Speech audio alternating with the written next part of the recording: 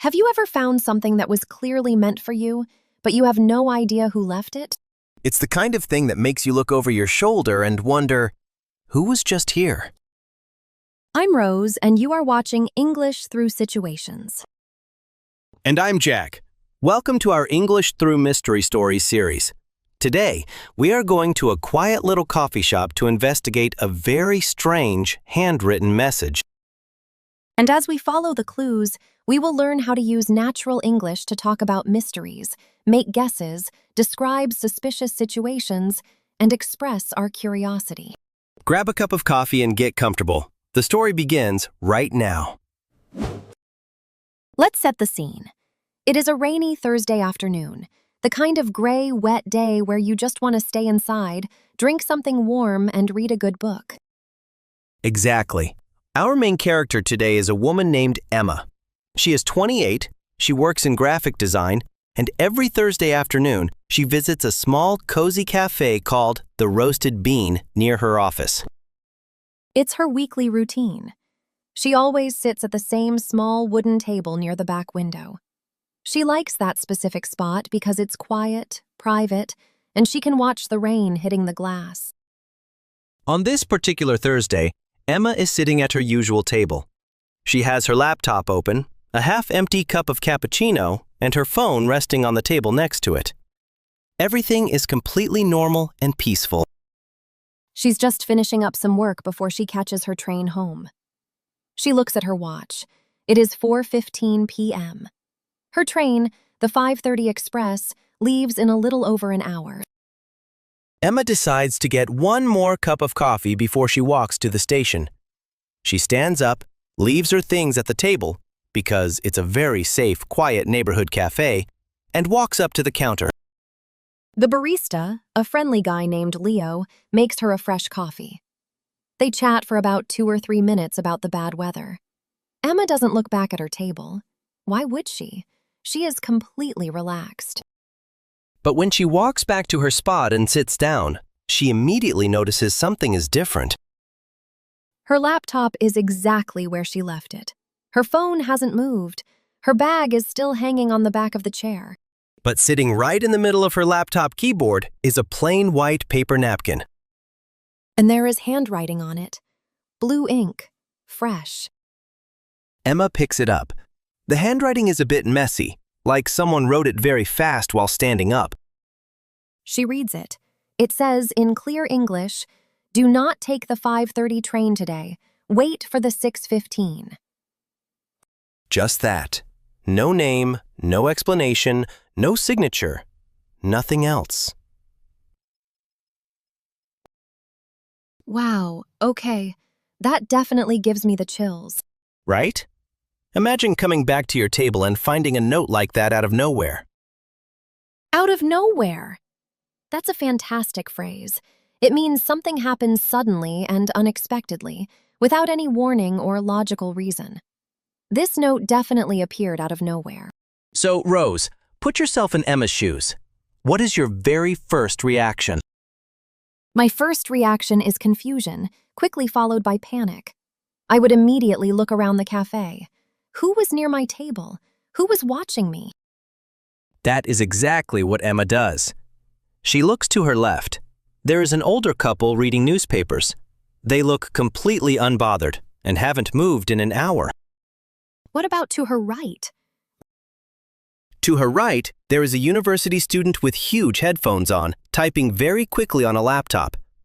He hasn't looked up from his screen once. Okay, what about the door? Did anyone just leave the cafe? Good investigative question. Emma looks at the front door. Through the rainy window, she sees a man in a dark gray coat walking away quickly down the street. He is holding a black umbrella pulled down low over his face. Oh, the mysterious man in the gray coat. He has to be the one who left the note. But why? Let's analyze this situation. What makes this note so strange, both linguistically and practically? First of all, the message is incredibly specific. It doesn't just say, "Be careful today," or "Stay safe." It gives a direct, specific instruction. Do not take the 5:30 train. Exactly. When we are speculating in English, which means making a guess without having all the confirmed facts, we often use modal verbs of deduction. For example, looking at the evidence, we could say, he must know her schedule. Yes! To say, he must know her schedule, means we are almost 100% sure he knows it, based on the fact that he named her exact train. But how could a total stranger know she takes the 5:30 train? Well, we could use a different modal verb. He might have overheard her. To overhear means to accidentally hear someone else's conversation when they are not talking to you. Ah, that's a very logical point. Did Emma talk to anyone about her train schedule while she was in the cafe? Let's rewind and look closely at the scene before she got up for her coffee. She was sitting with her phone. Did she make a phone call? Actually, yes. About 20 minutes before she went to the counter, she called her roommate. She spoke in a normal volume and said, "I'm wrapping up here. I'll catch the 5:30 express, so I'll be home for dinner by 6 o'clock. Oh, okay, so someone sitting nearby definitely overheard her phone call. That perfectly explains how they knew which train she was taking. It solves one piece of the puzzle, but it doesn't explain why they told her not to take it. Right. To figure something out is to find the answer to a problem or understand a situation. Emma is trying to figure out why this stranger gave her a warning. If you were Emma, you would be having a serious internal debate. Should I listen to a random note written on a coffee shop napkin? Or should I just ignore it, assume it's a joke, and go to the station like normal? How would you express that specific feeling of debate in English? You could say, "I'm torn," or "I'm on the fence." Both of these natural phrases mean you cannot decide between two options. Perfect. Emma is completely torn. On one hand, it's just a napkin. It might be a prank. A prank is a trick played on someone as a joke to make them look silly. But on the other hand, what if it's real? What if there is some actual danger on the 5:30 train? Exactly. Emma sits back down in her chair. She keeps staring at the napkin. The blue ink is slightly smudged from a drop of rainwater. What does that detail tell us? It proves the person had just come inside from the rain, wrote the note very quickly with wet hands or a wet sleeve, and left immediately. It wasn't planned long in advance. The plot thickens. The plot thickens is a great idiom we use when a mystery story becomes more complicated or interesting. Time is ticking. It is now 4:45 p.m. The train station is a 10-minute walk away. Emma has to make a decision very soon. Jack, if you were sitting at that table, what would you do? Are you taking your usual 5:30 train, or are you waiting for the 6:15? Honestly, I consider myself a very logical, rational person. I don't usually believe in signs or mysterious warnings. But I also listen to my gut feeling. A gut feeling. That is an excellent vocabulary phrase. A gut feeling is a strong instinct or intuition. You don't have logical proof, but your body feels that something is right or wrong. My gut feeling in this scenario would say, take the later train. It costs me almost nothing to wait 45 extra minutes. I can just drink another coffee and read my book. I completely agree. It is better to be safe than sorry. So, what choice does Emma make? Emma decides to play it safe. She stays at the cafe. She orders a pastry, opens her novel, and forces herself to stay seated until 5:50 p.m. Okay, so she purposely missed the 5:30 express. Yes. She eventually walks to the station, buys a new ticket for the 6:15 local train, and gets on.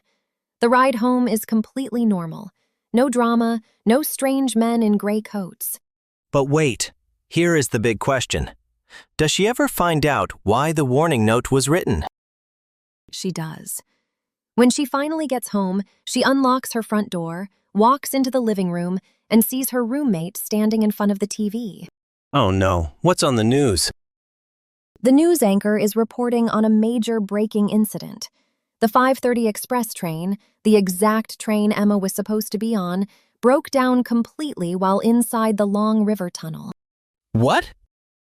Yes, a massive electrical failure. All the power went out, the doors locked. Hundreds of passengers were trapped inside the pitch-black, unventilated tunnel for over 3 hours before emergency crews could evacuate them. That sounds like a nightmare. People must have been panicking. It was a miserable, terrifying experience, and Emma completely avoided it. So the mysterious man who left the note, he basically saved her from being trapped in the dark for hours. Exactly. But Jack, here is the real mystery that gives me the creeps. What is it? How did the man in the gray coat know the train was going to break down? Oh, wow. I didn't even think about that part. A mechanical failure in a tunnel. Nobody can predict that. Not unless he had some inside information or he was involved somehow. Or maybe he worked for the train maintenance company, knew the engine was faulty, but couldn't legally stop the train from leaving the station? So he just warned whoever he could? Or maybe he was a time traveler. Just kidding. But seriously, it is so bizarre. Bizarre is the perfect word. It means extremely strange or highly unusual. You could say it was a bizarre coincidence. A coincidence is when two or more things happen at the same time in a way that seems planned, but is actually just chance. Although I'm not sure this was a coincidence at all. He wrote it specifically for her. He overheard her, and for some hidden reason, he took a risk to protect her. We will probably never know the truth. But Emma kept that napkin. She pinned it to the notice board in her home office. A small, strange reminder that sometimes listening to a stranger's warning is the best choice you can make. You know, what fascinates me about this story is the psychological element of finding the note. How do you talk about that creepy feeling in natural English? Like when you suddenly feel someone has been watching you. That's a great practical point. You could use the phrase to give someone the creeps. Emma could tell her roommate, "That note gave me the creeps."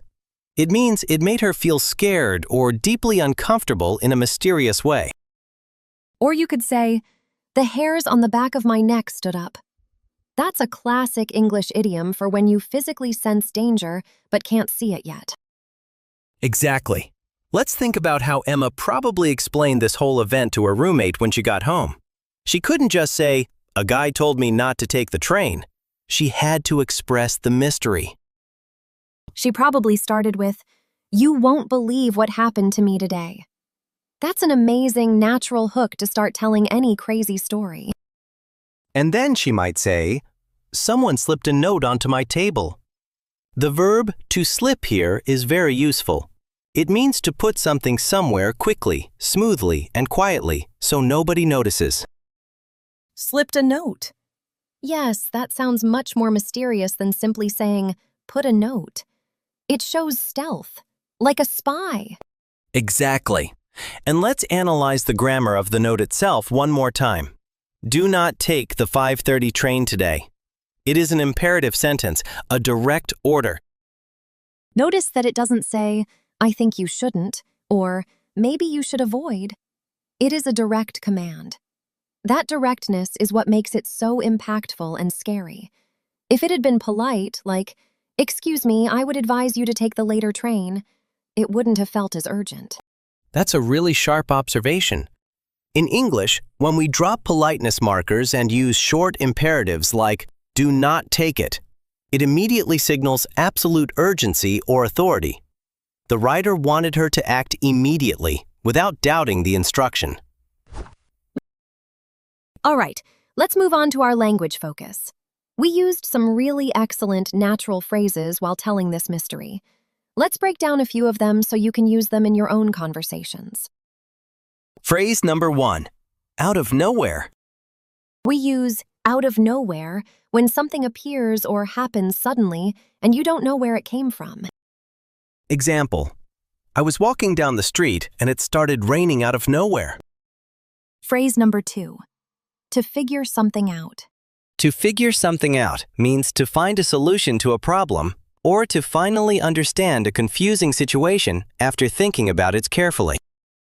It is such a common and useful phrasal verb. You don't just automatically know the answer, you have to do some mental work to get there. Example: Emma tried to figure out who wrote the warning note. Repeat after us. To figure something out. Phrase number 3, to be torn or to be on the fence. We use these phrases when you are faced with a decision, but you cannot decide between two choices. You are stuck exactly in the middle. Exactly. If you have to choose between taking your usual train and listening to a strange warning, you would probably struggle to decide. Example: Emma was torn between taking the 5:30 train or waiting for the next one. Repeat after us. I am completely torn. Phrase number 4, to overhear. This is a great verb. It means to hear someone else's conversation by accident without them knowing you are listening. It is important to know that it is different from eavesdropping. Eavesdropping is when you listen to someone's private conversations secretly and on purpose. Overhearing is just an accident. Right. Example: the mysterious man overheard Emma talking on her phone. Repeat after us. To overhear. And our last phrase for today: to give someone the creeps. This is a very natural idiom. We use it when a person, a place, or a situation makes us feel scared, nervous, or deeply uncomfortable in a mysterious way. It describes that physical feeling of fear, like a shiver down your back. Example: that handwritten message really gave me the creeps. Repeat after us. That gives me the creeps. Now, before we get to our viewer question, Jack, we used some specific grammar today to guess who the stranger was. I think it would be really helpful to review that. Absolutely. When we are trying to solve a mystery or understand a situation without having all the facts, we often use modals of deduction. The big three are must, might, and can't. Let's start with must. We use must when we are almost 100% sure something is true based on the evidence we have. For example, the note was placed directly on Emma's laptop. She was only gone for 3 minutes. So, looking at the evidence, we can say, the person must be inside the coffee shop. Exactly. You are making a strong, logical conclusion. What about might? We use might or could when something is possible, but we are not completely sure. Maybe it's a 50% chance. Right. Emma looked at the older couple reading the newspaper. She thought, they might have seen something. She doesn't know for sure, but it is a possibility. And finally, we have can't. This is the exact opposite of must. We use can't when we are almost 100% sure something is impossible. Let's use the university student with the headphones as an example. He was typing very fast and looking at his screen the entire time. So, Emma could logically say, he can't be the one who wrote the note. He hasn't moved his hands from his keyboard. Perfect. Must, might, and can't. Try using these words the next time you are trying to guess something or solve a small problem at work or at home. To make sure you really understand these new phrases, let's do a very quick mini role play. Let's imagine a completely different situation using the exact same vocabulary. Okay, I like this idea. Set the scene for me. Let's say we are coworkers. We are at the office, and you just found a weird, unmarked box on your desk. Got it. I'll start. Hey, Jack, what's this box on my desk? I have no idea, Rose. It just appeared out of nowhere while we were at lunch. Did someone leave a note? No! And honestly, it gives me the creeps. Should we open it? I'm torn. On one hand, it might be a gift from a client. On the other hand, it could be a prank. Did you overhear anyone talking about a surprise? No, I didn't overhear anything. We really need to figure this out before the boss gets back. Well, it can't be from the boss. He is out of town today. And scene. See what we did there? We used almost all of our new vocabulary in one short conversation. We used out of nowhere, gives me the creeps, I'm torn, over here, figure out, and even a modal of deduction, can't be. That is exactly how you build your English fluency. Don't just study individual words, study how they fit together naturally in real conversations. All right, it is time for the best part of the episode. We want to hear from you. It is time for today's viewer question. Put yourself in Emma's shoes. Imagine you are sitting at your favorite cafe, completely alone, minding your own business. You go to get a coffee, you come back to your table, and you find a mysterious note with your exact travel plans telling you to change them immediately. What would you do? Are you the logical type who ignores random notes? Or do you listen to your gut feeling and play it safe? We want you to practice your English right now. Write your answer in the comments below. We love reading your responses. You can start your sentence like this. If I found that note, I would, and then tell us why. For example, if I found that note, I would ask the barista to check the security cameras. Oh, that's a very smart answer. See, that's why we ask you guys. You always come up with the most interesting ideas. So today, we explored a strange rainy day mystery. We learned some excellent vocabulary for making guesses, and we practiced how to talk about uncomfortable or suspicious situations. And remember, learning English isn't just about passing tests or memorizing grammar rules. It is about having the right phrases to describe the strange, interesting, and very real things that happen in life. If this episode helped you today, or if you just enjoyed the story, please give this video a like, hit that subscribe button, and share it with a friend who is also learning English. Every like and comment really helps our channel grow so we can keep making these situations for you. You've been watching English Through Situations. Real English, real situations, better conversations. Stay curious, and we will see you in the next episode.